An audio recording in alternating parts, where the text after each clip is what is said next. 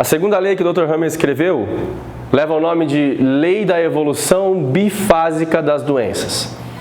Quando eu falo bifásica, nós falamos em duas fases, ou uma fase ativa ou uma fase de cura. E nessa hora eu vou precisar do quadro novamente para explicar isso para vocês. Então agora eu quero explicar para vocês como funciona o nosso sistema autonômico. Quando nós estamos acordados, despertos, chamamos esse estado, que é um estado de alerta, de simpaticotonia. Quando nós estamos dormindo, nosso sistema precisa baixar, e se tudo estiver correndo bem em você, você dorme. E quando você dorme, você entra num estado chamado parasimpaticotonia ou vagotonia. Aqui nós vamos usar mais vagotonia como termo. A parte vermelha desse gráfico é você acordando. Você acorda meio devagar, ainda meio lesado, atinge o ápice do acordar durante o seu dia e se tudo estiver correndo bem, você dorme. Você entra nessa parte azul. Então você sai de uma simpaticotonia e entra numa vagotonia. Tudo isso não é controlado por você, tá? Nós estamos falando de sistema nervoso autônomo, aquele que controla o batimento do seu coração, o movimento do seu intestino. Então tudo que tiver em vermelho nesse gráfico é simpaticotonia. Tudo que tiver azul nesse gráfico é uma vagotonia. Dia após o outro vai tudo bem. Você acorda, vai ao trabalho, faz suas tarefas, chega em casa, dorme. Acorda, vai ao trabalho, vai à academia, chega em casa, descansa, brinca com os seus filhos, dorme.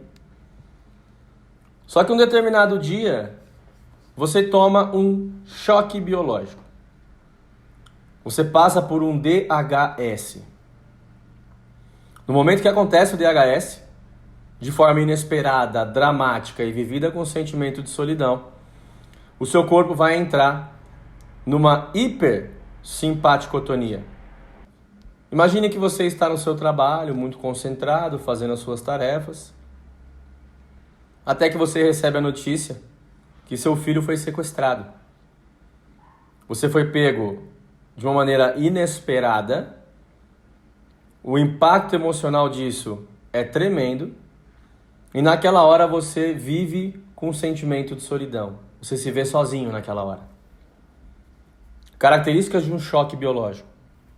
Nesse momento, é a hora que o seu corpo, de maneira autonômica, entra num estado de sobrevivência. Ele começa a fazer um programa biológico de sobrevivência. E observando no gráfico, você vai começar a entrar numa hipersimpaticotonia. Você vai passar muito tempo pensando naquilo. Seu coração vai disparar. As suas mãos e seus pés vão passar a ficar frios. É um estado de alerta. O seu corpo entende que você precisa passar por isso agora, para tentar achar uma solução. Como eu vou ter o meu filho de volta? Vai ser através de pagamento de um resgate? Vou acionar a polícia? O que vamos fazer? É muito comum nessa fase também perdermos o apetite. O seu corpo ele vai ficar basicamente simpaticotônico.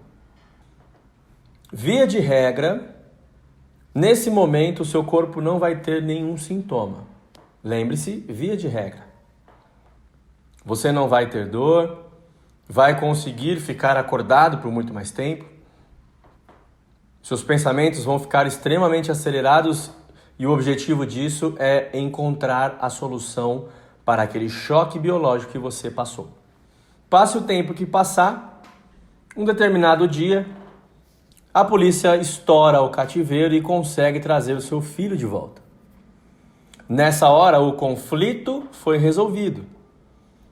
Nesse momento que foi resolvido o conflito, o seu corpo entende que não precisa mais lutar contra aquilo. Então você começa a entrar numa vagotonia. E da mesma forma que nós entramos numa hipersimpaticotonia, você agora vai entrar numa hipervagotonia. Quando você entrar nessa hipervagotonia, alguns sintomas vão aparecer aqui. Via de regra, você se sentirá mais cansado, porque lembrem-se que a vagotonia induz um sono, induz o seu corpo a trabalhar de uma maneira mais lenta. Até para compensar a fase ativa que essa pessoa que teve o filho sequestrado estava vivendo e agora precisa reparar o sistema. A fadiga extrema, o inchaço, as dores, os sangramentos começam a acontecer aqui. Porém, por conta do inchaço que tem acontecido, tanto no cérebro quanto na estrutura que está sofrendo, de acordo com a sua percepção, como nós já estudamos, o seu corpo precisa necessariamente começar a esvaziar. Porque se inchar demais, o seu centro de controle respiratório, que fica na base do seu crânio, pode ser encharcado. E se o nosso corpo não tivesse inteligência o suficiente para passar por isso, morreríamos de parada cardiorrespiratória. Então o nosso corpo se coloca dentro de uma situação que nós chamamos de epicrise. Perceba no gráfico que você entra de novo numa hipersimpaticotonia. E o objetivo dessa epicrise é esvaziar o centro de controle respiratório. Por algum momento você pode ter uma intensificação da dor, a cólica, uma tosse, um espirro, uma cãibra. Todos esses sintomas dependem de como você percebeu o conflito. Porém, passa rápido. O período máximo de uma epicrise, segundo o Dr. Hammer, são 3 meses, se tudo correu bem. Passada essa epicrise, você entra de novo numa vagotonia. E essa vagotonia também faz parte do processo de cura. Porém, agora diferente daquela primeira fase.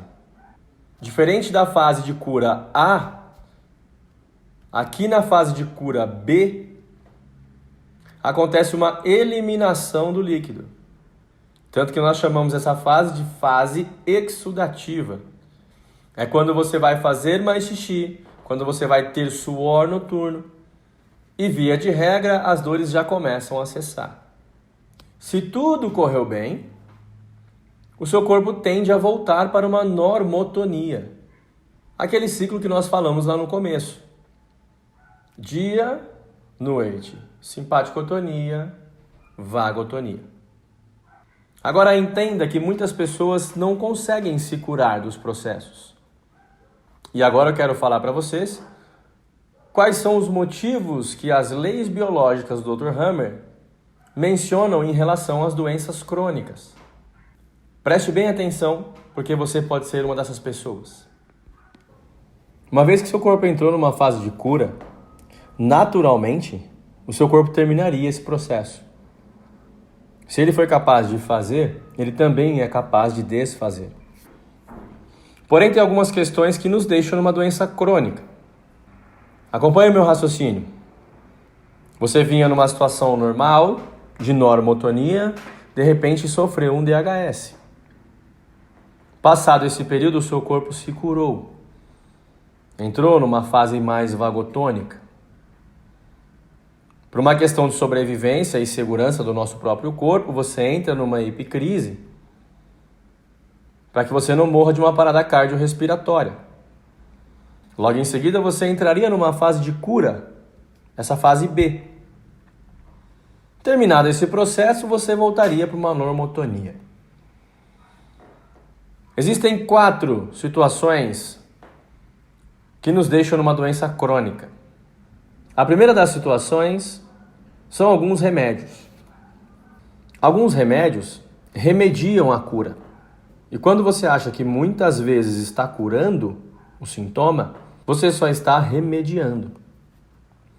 Então você continua naquela fase de cura sem conseguir terminar. Porque os remédios te deixam nessa condição.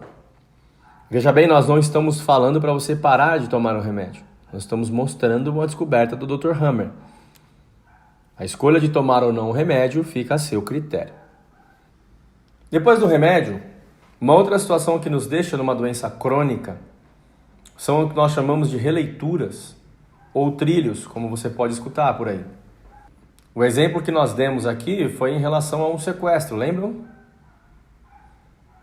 Imagina se toda vez que o seu filho vai sair de casa, para ir para a escola, para ir para o trabalho, você tem a sensação que ele vai ser sequestrado de novo. Você lembra do dia, você lembra onde você estava, a roupa que você estava, toda vez que ele sai de casa você tem uma taquicardia. Isso de certa forma é uma ancoragem. O seu corpo ancorou que toda a saída do seu filho de casa vai levá-lo a ser sequestrado. Então você pega um trilho de novo. Então você fica vivendo e revivendo aquela situação traumática que veio de um DHS, lá do choque biológico, quando seu filho foi sequestrado. Uma outra situação que deixa a pessoa na doença crônica, nós chamamos que é o não ressignificar. A pessoa fala disso o tempo inteiro, relembra de todos os detalhes, mas não dá um novo sentido para aquilo, não dá uma nova percepção, não expande a consciência em relação ao que aconteceu. Esse também é um dos motivos das doenças crônicas. E uma outra situação são os conflitos que envolvem os rins.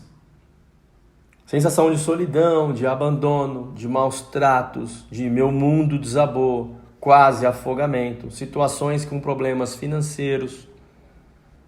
Uma percepção de um conflito de rim associado a esse trauma que nós mencionamos nesse exemplo, que é o sequestro do seu próprio filho, também pode deixar você numa doença crônica. E digo mais, quando os pacientes chegam com uma questão que nós, reprogramadores, identificamos que existe uma situação de rim envolvida, que recai sobre a percepção dos seus rins, nós tratamos os rins primeiro. Porque um conflito de rim, que é esse que eu disse para vocês, solidão, maus tratos, abandono, entre outros, é uma das principais causas das doenças crônicas no mundo. É preciso ressignificar, dar um novo sentido para isso. Essa é a nossa segunda lei biológica.